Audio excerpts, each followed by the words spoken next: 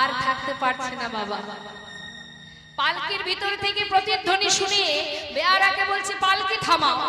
যেই না পালকি থামিয়েছে, ছুটতে ছুটতে জমিদার সেই রজকন্যার কাছে গিয়ে করজোড়ে জিজ্ঞাসা করছে, মা কি যেন তুই বললি, একবার বল, আরেকবার বল মা, আমি যেন কি শুনলাম। বাবু আমি তো কিছু বলিনি। জমিদারকে দেখে সেই রজকন্যা ভয় ঠক ঠক করে কাঁপছে। বাবু আমি তো কিছুই বলিনি, আমি আমার পিতাকে বলেছি বেলা যাই বাসনায় আগুনে দাও। না না, এ কথা তুই বলিস না, না তুই ভুল বলছিস। তুই তো একটু আগে আমায় বললি বেলা যাই বাসনায় আগুন দাও। সত্য কথা বলেছিস মা। কামনা বাসনার পেছনে ছুটতে ছুটতে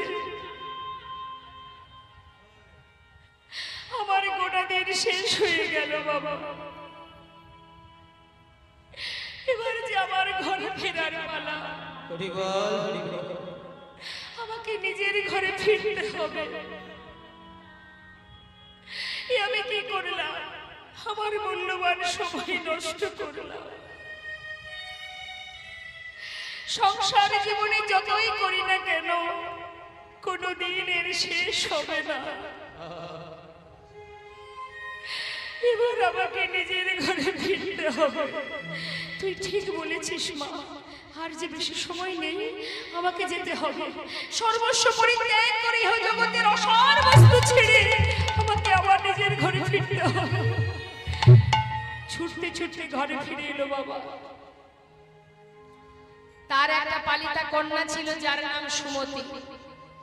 তাকে ডাকছে, সুমতি এদিকে আয় না। বাবা কি হয়েছে?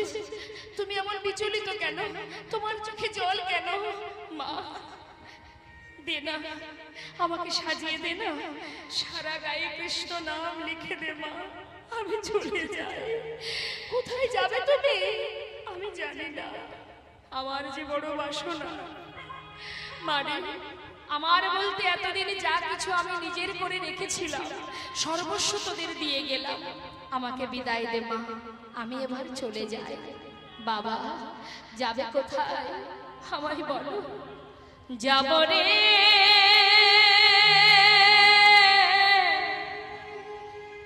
যাব আমি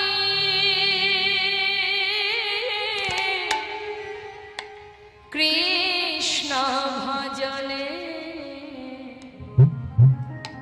যাব আমি মধুর বৃন্দাবনে, যাব আমি মধুর বৃন্দাবনে। আমি যাব রে যাব আমি কৃষ্ণ ভজনে, যাব আমি মধুর বৃন্দাবনে। ওই না যাব আমি মধুর বৃন্দাবনে। রইল সাধের জমিদারি, রইল এ ঘর বাড়ি, রইল সাধের জমিদারি, রইল এ ঘর বাড়ি। বৃন্দাবনে চলে যাব এই সব কিছু ছাড়ি। আমি বৃন্দাবনে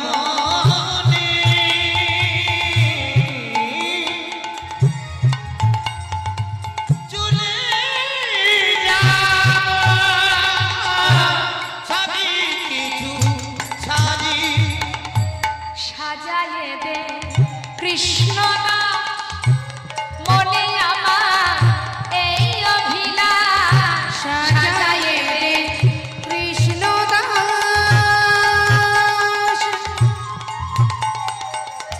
মনে আমার এই অভিলাষ। আমি হব বৃন্দাবনে আমি হব বৃন্দাবনে আমি হব বৃন্দাবনে।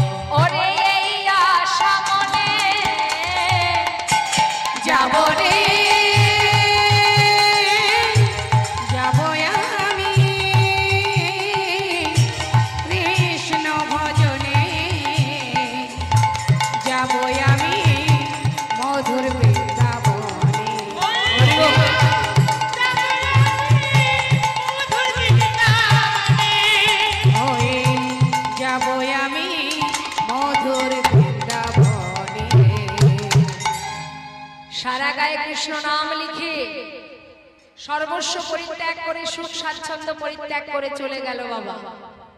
মায়েরা একবার বলুন তো, এই জগতে কেউ কষ্ট কামনা করে ভগবানের কাছে? কি কামনা করে? হে ভগবান, ধনং দেহি, পুত্রং দেহি, যশং দেহি, বিদ্যাং দেহি, রূপং দেহি। আমরা সুখ কামনা করি, তাই না? সুখে রাখো, ভালো রাখো, ছেলে মেয়ে ভালো রাখো, স্বামী ভালো রাখো, সংসার ভালো রাখো। আমরা শুধু চাই ভগবানের কাছে সুখে থাকার জন্য। তাই সুখ ছেড়ে কেউ দুঃখ কামনা করে? করবে কেউ? করবে না। আস্তে কারা কামনা করে জানেন? দুঃখ কারা চায়? যারা ভগবানকে প্রকৃত ভালোবাসে।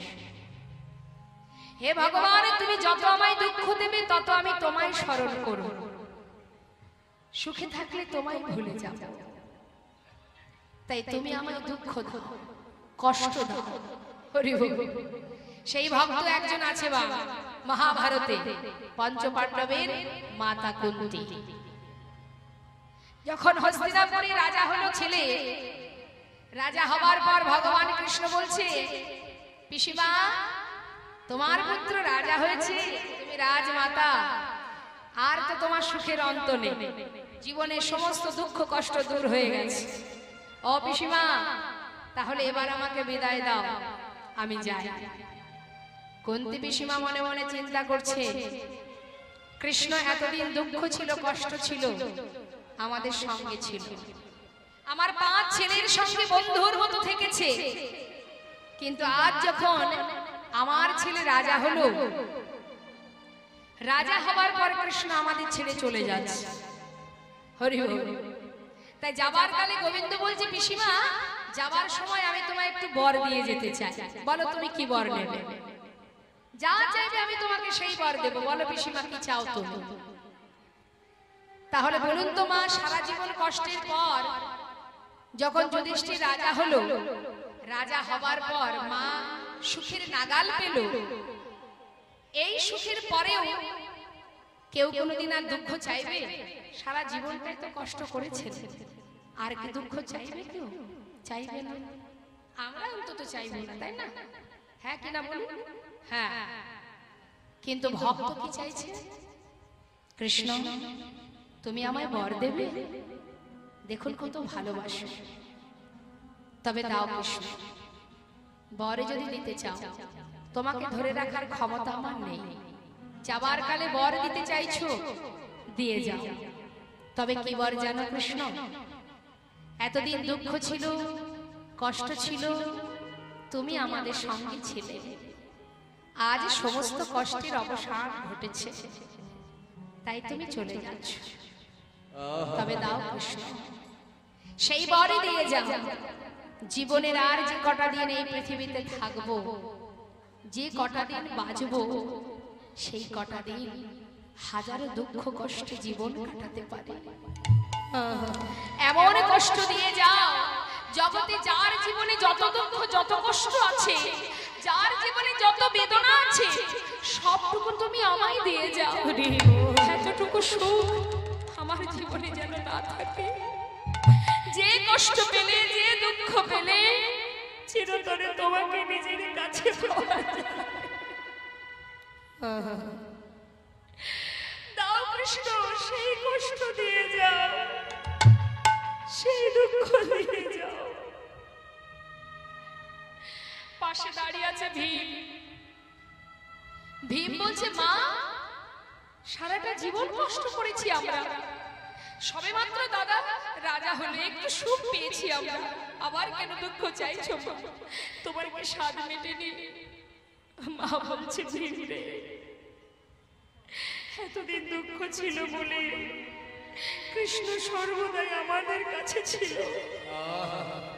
কিন্তু দেখ বাবা, আজ তোর দাদা রাজা হয়েছে বলে কৃষ্ণ চলে যাচ্ছে।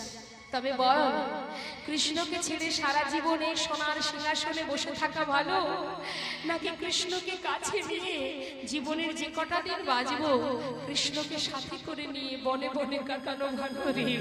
আমি চাই না সে সুখ। যুধিষ্ঠির, সিংহাসন থেকে নেমে আয় বাবা। যে সিংহাসনে বসলে কৃষ্ণ হারা হতে হয়, সে সিংহাসন আমরা চাই না, নেমে আয়। ভগবান রথ থেকে নেমে পিসিমাকে জড়িয়ে ধরে কাঁদছে আর বলছে, পিসিমা বল হরি বল। আমার জন্য তোমার জীবনের এত ত্যাগ, এত কষ্ট, এত যন্ত্রণা পেয়েছো তোমার সাথে মেটেনি পিসিমা। এত ভালোবাসো তুমি আমাকে, আমার জন্য সোনার সিংহাসন ত্যাগ করতে চাও। আমি তোমার কাছে বাধা পড়ে গেলাম পিসিমা। ও মা, ভগবানকে বাধার জন্য ধন ঐশ্বর্য লাগে বাবা? অর্থ দিয়ে পাওয়া যাবে তাকে? যায় না।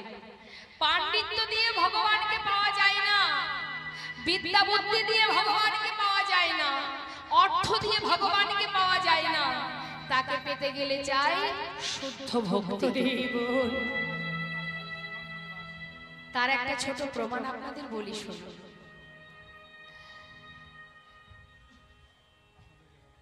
এইখানে এই বর্ধমান জেলায় শ্রীখণ্ড নিবাস, শুনুন একটু মন দিয়ে, আপনাদের কাছে দর্শন করে আসবেন। শ্রীখণ্ড নিবাসী মুকুন্দ দাস, যিনি একটু কবিরাজি জানতেন, ঘরে ছিল রাধা মাধবের সেবা, আর সেবা দিতেন বিগ্রহ গোপীনাথের।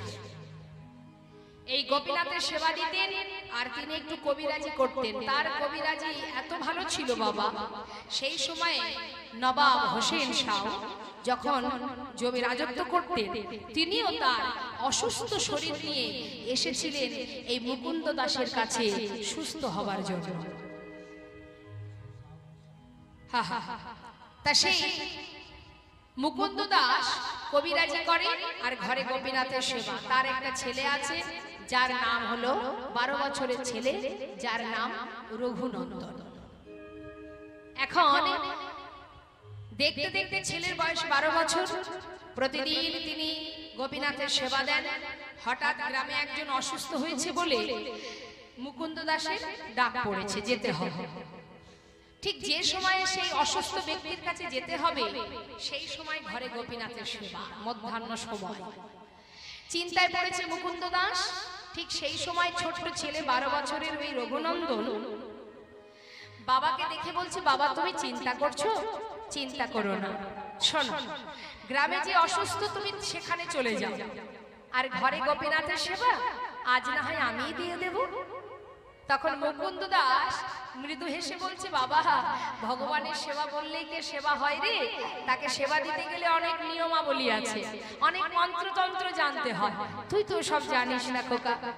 তখন ছোট ছেলে বলে উঠছে, বাবা আমি হয়তো তোমার মতো এত মন্ত্রতন্ত্র জানি না, কিন্তু আমি যদি ওকে ভালোবেসে খাওয়াই, ও কি খাবে না?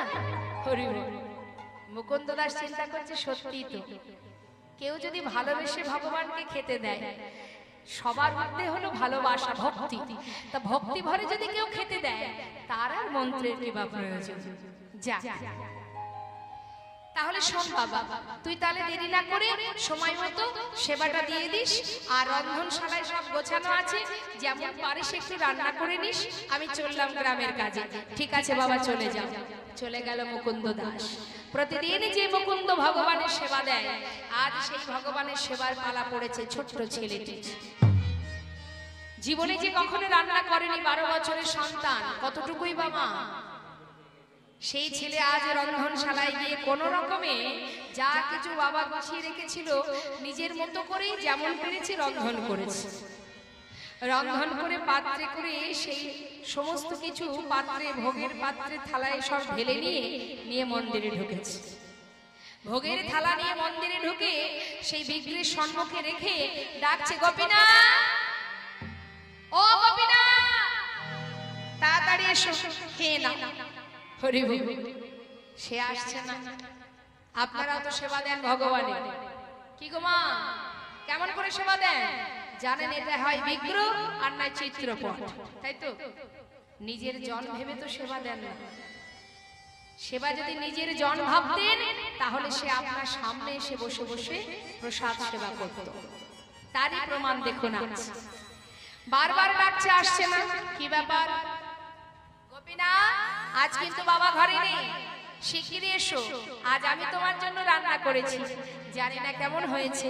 যাই হোক আর তাই হোক, একটু কষ্ট করে আজকে খেয়ে নেবে, কাল বাবা ভালো করে রান্না করে খাওয়াবে। শিগগিরই এসো। আসছে না, আসছে না কেন? বাবা ঘরে নেই তাই? আমি যে বাবাকে কথা দিয়েছি আজ আমি ওকে খাওয়াবো, কিন্তু ও যদি না আসে? ও গোপীনা, এত করে ডাকছি তুমি শুনতে পাচ্ছ না? কি হলো, দাঁড়িয়ে আছো যে? এসো, খেয়ে নাও। কখন থেকে ডাকছি তোমার? গোপীনা এসো না। ও গোপীনা, আমি তোমার জন্য রান্না করেছি, না হলে বাবা যে আমাকে অনেক বকবে। এসে খেয়ে নাও। তাও আসছে না বাবা। চারিদিকে তাকিয়ে দেখছি কি ব্যাপার, আমার কি কোনো ভুল হয়ে গেল? কেন গোপীনাথ আসছে না? হঠাৎ দেখছি দরজা খোলা। আচ্ছা, এই জন্য তুমি আসছো না?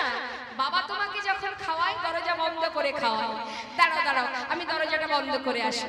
দরজাটা বন্ধ করে দিই, তাও আসছে না মা। হঠাৎ দেখছি হাতে রয়েছে বাঁশি। আরে বাঁশি থাকলে কি খাওয়া যায়? দাঁড়াও, বাঁশিটা নামিয়ে দিই। হাত থেকে বাঁশিটা নামিয়েছি। ও গোপীনা, শিগগিরই এসো, তাড়াতাড়ি খেয়ে নাও। তাও আসছে না। গোপীনা, কখন থেকে ডাকছি তোমায়, শুনতে পাচ্ছ না তুমি? কি ভেবেছো তুমি আসবে না? কি মনে করেছো তুমি আজ বাবা ঘরে নেই বলে আসবে না? শোনো গোপীনা, আমি যখন না খাই আমার বাবা আমাকে লাঠি দিয়ে না মেরে মেরে খাওয়ায়।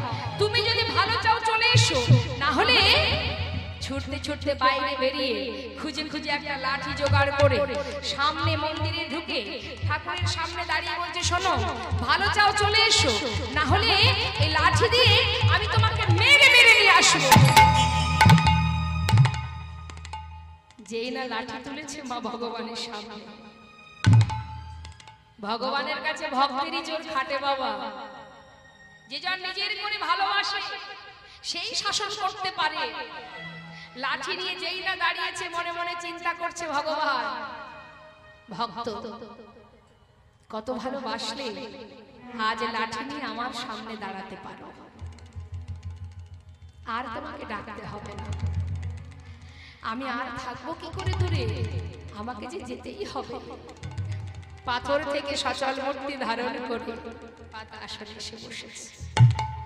যেই না বসেছে রঘুনন্দন মনে মনে বলছে, দেখেছো যেই আমি লাঠির ভয় দেখিয়েছি সঙ্গে সঙ্গে চলে এসেছে।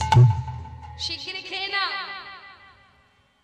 সেবা করছে বাবা, কিছুটা বদলে দিয়েছে, আর বদলে দিয়ে যেই না ভালো লেগেছে পাশে দাঁড়িয়ে রঘুনন্দন বলছে, গোপীনা কেমন হয়েছে? ভালো হয়েছে, একটু কষ্ট করে খেয়ে নাও, কাল বাবা ভালো করে রান্না করে খাও। প্রভু মনে মনে বলছে, ভক্ত তুমি জানো না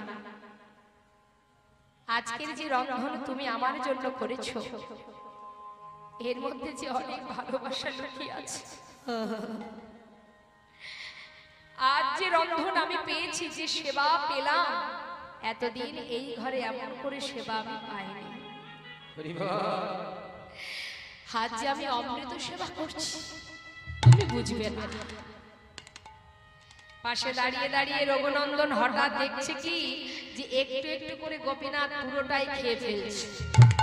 কেন বাবা, অনেকদিন পর ভক্তের হাতে রান্না পেয়েছে তো আজ আর কারোর কথা মনে নেই। তার মা সেবা করতে করতে প্রায় শেষ, অবশেষে যেটুকু ছিল মুখে দিতে যাবে এমন সময় পিছন থেকে হাতটা চেপে ধরেছে রঘুনন্দন। গোপীনাথ উঠে যাও, এক্ষুনি ওঠো। এ কি, এই তো ডেকে ডেকে নিয়ে এলে, আবার আমাকে তাড়িয়ে দিচ্ছ? দেব না। তোমাকে ডেকেছি ঠিকই, কিন্তু তুমি সবটুকু কেন খাবে? তুমি কি জানো না এখনো আমি খাইনি, আমার বাবা খাইনি, সবই তো তোমায় দিয়েছি। আমরা কি খাবো বলো? আমাদের জন্য একটু রেখে দাও।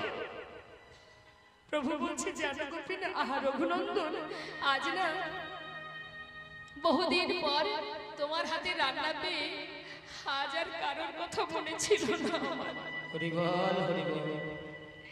ঠিক আছে, আমার হাতে যেটুকু আছে এটুকু আমি তোমার জন্য রেখে গেলাম, তুমি খেয়ে নিও।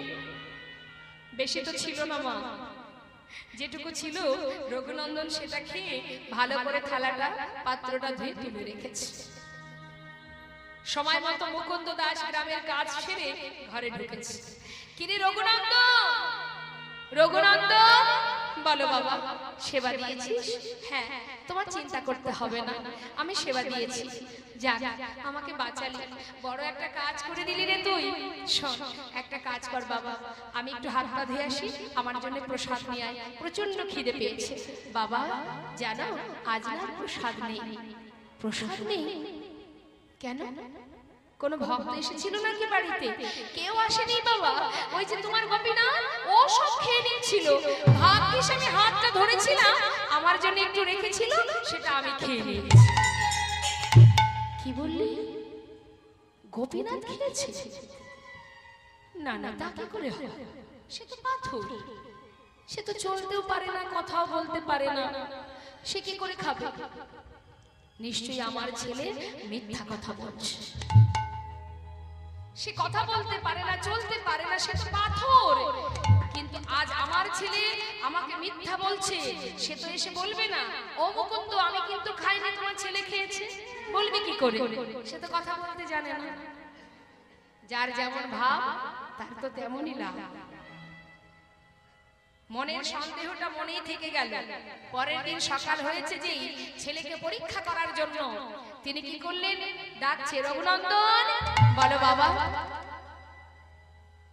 শোন, আজ না আমাকে গ্রামে যেতে হবে, এখন একটু কাজ বাকি আছে। তা তুই একটা কাজ কর, আজ আর রান্না করতে হবে না। গোপীটা নাড়ু খেতে ভালোবাসে, আমার নাড়ু তৈরি করা আছে, তুই আজকে নাড়ুটা ভোগ দিয়ে দিস। ঠিক আছে ঠিক আছে বাবা, তুমি চিন্তা করো না। যেই না মুকুন্দ দাস ঘর থেকে বেরিয়ে গেছে, মা যায়নি কিন্তু কোথাও। কোথায় গেছে? ধীরে ধীরে মন্দিরের পিছনে দেয়ালে কান পেতে দাঁড়িয়ে আছে। কেন? আজ আমি জানতে চাই, আমার ছেলে যখন মন্দিরে ভোগ নিবেদন করতে যাবে, আমার পুত্র ছাড়া আর কেউ সেখানে আসে কিনা। এদিকে নাড়ু সাজিয়ে নিয়ে পাত্রে ঢুকেছে মন্দিরে। গোপীনাথ, ও গোপীনাথ, আমাকে চিনতে পারছো? কাল এসেছিলাম, আজও এসেছি, শিগগির এসো, খেয়ে নাও। জানো গোপীনাথ, আজ না বাবু নাড়ু পাঠিয়েছে তোমার জন্য। হ্যাঁ, তুমি নাকি নাড়ু খেতে ভালোবাসো, তাড়াতাড়ি এসো। ভগবান পাথরে ওই বিগ্রহ থেকে সচল মূর্তি ধারণ করে পাতা আসনে এসে বলছে, ভক্ত, কেউ যদি ভালোবেসে আমাকে ডাকার মতো একবার ডাকে, আর সেই ডাকে যদি আমার কানে একবার পৌঁছায়,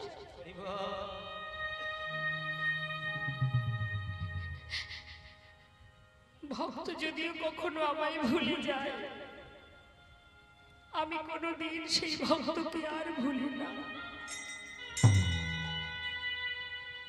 তোমাকে ডাকতে হবে না ভক্ত, আমি তোমার হাতে সেবা নেবার জন্য পাগলের ন্যায় ছুটে এসেছি। আজ আমার জন্য কি এনেছো?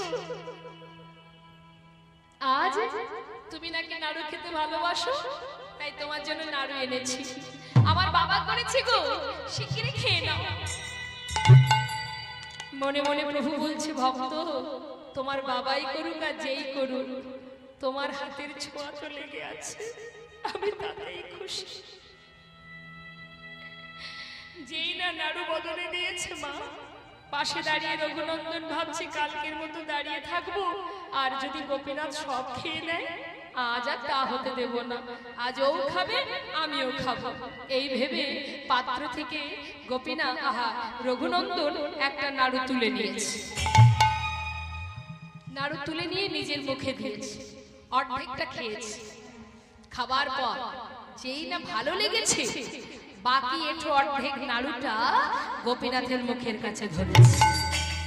খেয়ে দেখো ও গোপীনাথ, দেখো দেখো কত সুন্দর হয়েছে, আমার বাবা করেছে গো, খেয়ে দেখো। একটু নাড়ুটা যেই না মুখের কাছে ধরেছে মা, ভগবানের চোখের জলে মুখ ভাসিয়ে কাঁদছে আর বলছে, ভক্ত, কত ভালোবাসো তুমি আমায়, কতটা নিজের করে আমায় ভালোবাসো তুমি। নিজের এঁঠো নাড়ু তুমি আমাকে খাওয়াতে এসেছো। প্রভুকে কাঁদতে দেখে রঘুনন্দন বলছে, আচ্ছা বুঝেছি গোপীনাথ, আমার এঁঠো নাড়ু তোমাকে দিয়েছি সেই কারণে তুমি কাঁদছো, তাই না? না, সেজন্য কাঁদছি না। তাহলে কাঁদছো কেন? কেন জানো? তুমি যদি তোমার এঁঠো নাড়ুটা আমাকে খাওয়াতে পারো, আমার এই প্রসাদী নাড়ু আমি কি তোমাকে খাওয়াতে পারি? বেশ তো, তাহলে তুমি আমাকে খাওয়াও আর আমি তোমাকে খাওয়াই। ভগবান তার প্রসাদী নাড়ু খাওয়াচ্ছেন ভক্তের বদনে, আর ভক্ত তার এঁঠো নাড়ু দিচ্ছে ভগবানের বদনে। ভক্ত ভগবানের বদন মিলন বদন।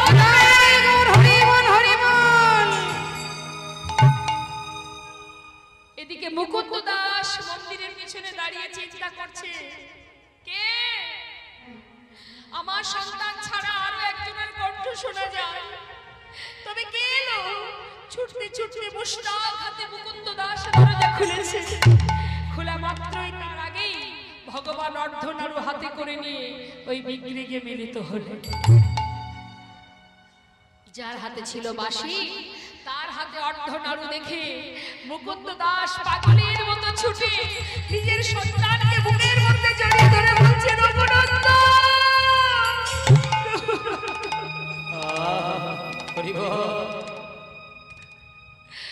আমার বুকের মাঝে আয় বাবা।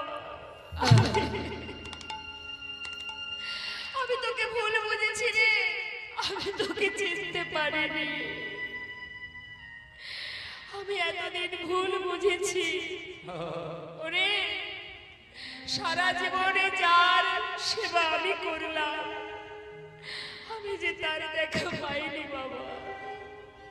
কতটা ভালোবেসেছিস তুই, যার কারণে তার দর্শন পেয়েছিস। আয় বাবা, আমার বুকের মাঝে আয়, তোকে জড়িয়ে ধরে, তোকে জড়িয়ে ধরে এতদিনের অযোগ্য দেহ আমি যোগ্য করি। এতদিনের অযোগ্য দেহ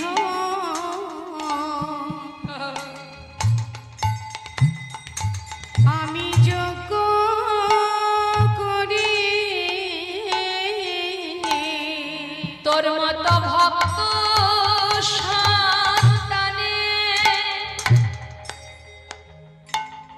আমি জড়ায়ে ধরে এতদিনের অযোগ্য দেহ আমি যোগ্য করি। তোর মতো ভক্ত সন্তানে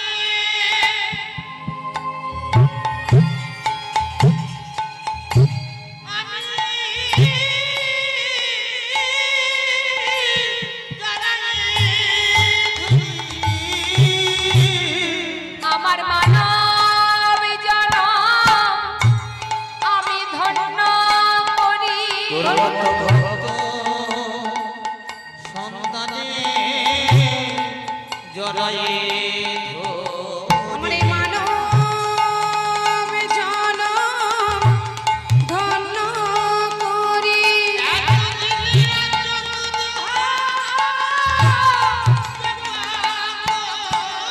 নিতাই গৌর হরি বল, হরি বল, হরি বল। মানব জনম ধন্য করি। মানব জনম ধন্য করি। তোর মতো ভক্ত সন্তানে জড়ায়ে ধরি। হরি বল, হরি বল। তাই ভগবানকে ভালোবাসার জন্য মা ইহজগতে ধন ঐশ্বর্য দিয়ে পাওয়া যায় না। তোমার মধ্যে যতটুকু আছে মন তুলসী দিয়ে নয়ন জল দিয়ে তার সেবা দাও, তাতেই তার দেখা পাবে। আজ লালাবাবু সর্বস্ব ফেলে রেখে তিনি আজ সারা গায়ে কৃষ্ণ নাম লিখে চললেন মুর্শিদাবাদ ডিস্ট্রিক্ট ফেলে রেখে বৃন্দাবনে। যখন তিনি বৃন্দাবনে এসে পৌঁছালেন, দেখতে দেখতে 2-3 মাস কেটে গেল। বৃন্দাবনে এসে বৃন্দাবনে গোবিন্দকুণ্ডের তীরে রাত্রি অতিবাহিত করলেন। রাত্রিটা অতিবাহিত হলো, সকাল হতে না হতেই লালাবাবু দেখছেন যে মাথায় করে একটা করে ডালা সাজিয়ে সমস্ত ব্রজমাইরা তারা সারিবদ্ধ হয়ে কোথায় যেন যাচ্ছে। লালা জিজ্ঞাসা করছে, ও ব্রজবাসী, তোমরা যাচ্ছ কোথায়? বাঁকে বিহারীর ভোগ দিতে। আমায় একটু নিয়ে যাবে? কেন নিয়ে যাব না, চলো। তবে শোনো, আমাদের সঙ্গে যেতে গেলে মুখে গাইতে গাইতে যেতে হবে। কি গাইতে গাইতে যেতে হবে? আমরা যা গাইব তুমিও তাই গাইবে। কি? রাধে রাধে রাধে রাধে। সবাই মিলে গাইবো আমরা, কেমন? আমরাও তো লীলার সাথে সাথে যাচ্ছি। কোথায় যাচ্ছি আমরা? বৃন্দাবনে যাচ্ছি। যা, সব হয়ে গেল। কোথায় যাচ্ছি ঠিক করে বলুন? বাঁকে বিহারীর মন্দিরে। হ্যাঁ, বাঁকে বিহারীর মন্দিরে যাচ্ছি ভোগ নিবেদনের জন্য। বৃন্দাবনে তো চলে এসেছি। তাহলে বৃন্দাবনের রাজা কে? কে রাজা বৃন্দাবনে? নন্দ মহারাজ। বাঁকে বিহারী রাধা রানী। রাধে রাধে। বৃন্দাবনের রাজা। বল বল বল, তোরা বলছিলি। দেখি হাত তুল, সবাই মিলে তুল তুল তুল। হ্যাঁ, বাহ। প্রত্যেকে রাধে রাধে রাধে রাধে রাধে রাধে রাধে রাধে রাধে রাধে রাধে রাধে বল বল। রাধে রাধে রাধে রাধে রাধে রাধে বল। রাধে রাধে রাধে রাধে রাধে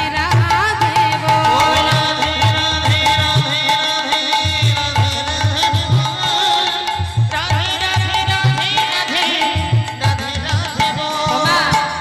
আর পিছন দিকে যাচ্ছে কে? ব্রজমাইদের পাছু পাছু যাচ্ছে লালা। সে কি বলছে জানেন? কৃষ্ণ কৃষ্ণ কৃষ্ণ কৃষ্ণ কৃষ্ণ কৃষ্ণ কৃষ্ণ কৃষ্ণ কৃষ্ণ কৃষ্ণ কৃষ্ণ কৃষ্ণ বল।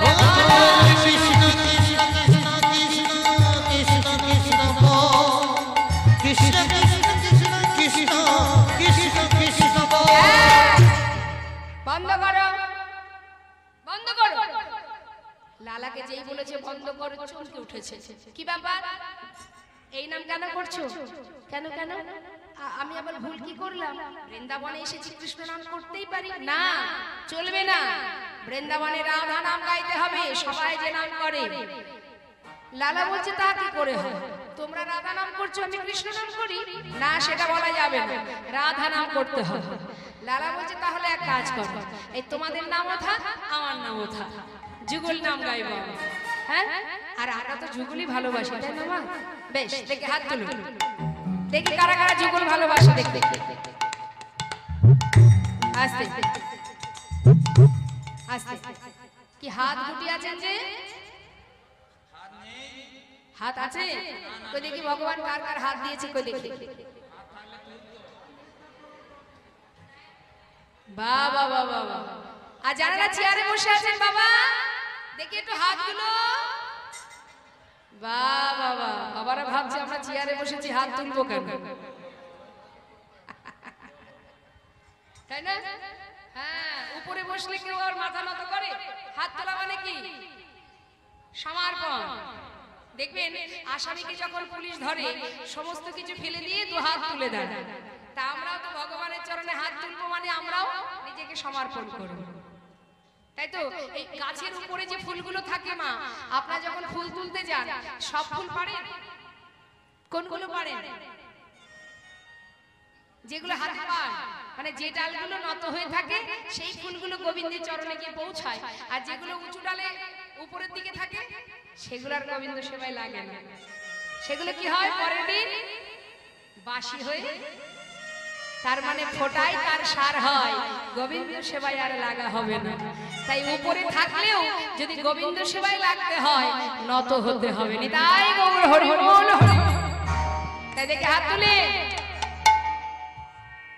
রাধে কৃষ্ণ রাধে কৃষ্ণ রাধে কৃষ্ণ বল, রাধে কৃষ্ণ রাধে কৃষ্ণ রাধে কৃষ্ণ বল, বল রাধে কৃষ্ণ রাধে কৃষ্ণ রাধে কৃষ্ণ বল, রাধে কৃষ্ণ রাধে কৃষ্ণ রাধে কৃষ্ণ বল। রাধে কৃষ্ণ রাধে কৃষ্ণ রাধে কৃষ্ণ রাধে কৃষ্ণ রাধে কৃষ্ণ রাধে কৃষ্ণ রাধে কৃষ্ণ রাধে কৃষ্ণ রাধে কৃষ্ণ বল, রাধে কৃষ্ণ রাধে কৃষ্ণ রাধে কৃষ্ণ বল। বৃন্দাবন কি হাত তুলে আমি বৃন্দাবন কি মানে জায়গার নাম বলবো, আর আপনারা সবাই রাধে কৃষ্ণ বলতে পারেন বা রাধে রাধে বলতে পারেন। জোরে হাত না তুললে মনে জোর বাড়বে না। হাত তুলুন। বৃন্দাবন কি, আর একটু জোর হবে কি? হ্যাঁ দেখি বৃন্দাবন কি। 12 আনা হয়ে গেছে, আরে উপবাস আছে। আর একটু হলেই 16 আনা গর্জন হবে। বৃন্দাবন কি, যমুনা মাই কি, রাধা কুণ্ড কি, শ্যাম কুণ্ড কি, গোবিন্দ কুণ্ড কি, বিলাস বন কি, মধুবন কি, বিধুবন কি, খণ্ডীবন কি, কমলবন কি, তাম্রবন কি, নিধুবন কি, কেশী ঘাট কি, বংশী বন কি, মোহন বন কি, মাধবী বন কি, आगे पीछे दाहिने बाएं बोल बोल में ऊपर नीचे बोलो राधे राधे राधे राधे राधे राधे बोल, राधे राधे राधे राधे राधे बोल, राधे राधे राधे राधे राधे राधे बोल, राधे राधे राधे राधे राधे राधे बोल।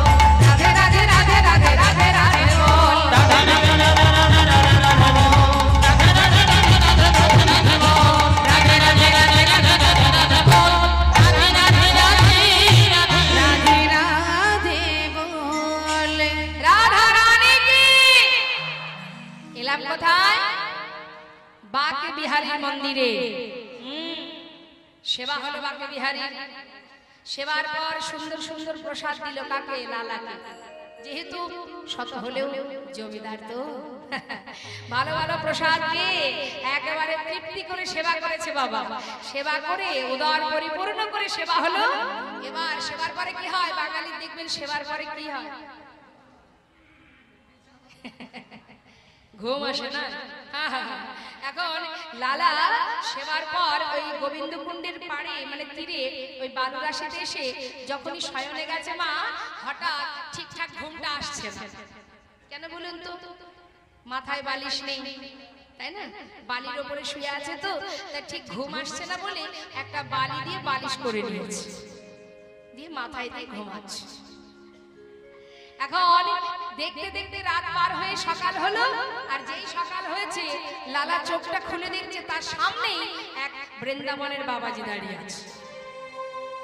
বাবাজিকে দেখে ছটফট করতে করতে বালি থেকে উঠে করজোড়ে নতমস্তকে প্রণাম জানিয়ে জিজ্ঞাসা করছে, বাবাজি আপনি কে বাবাজি?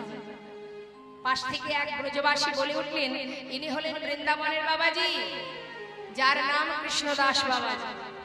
বাবাজি তুমি কি বৃন্দাবনে থাকো? হ্যাঁ বাবাজি, আমি জীবনে সর্বস্ব পরিত্যাগ করে বৃন্দাবনে এসেছি।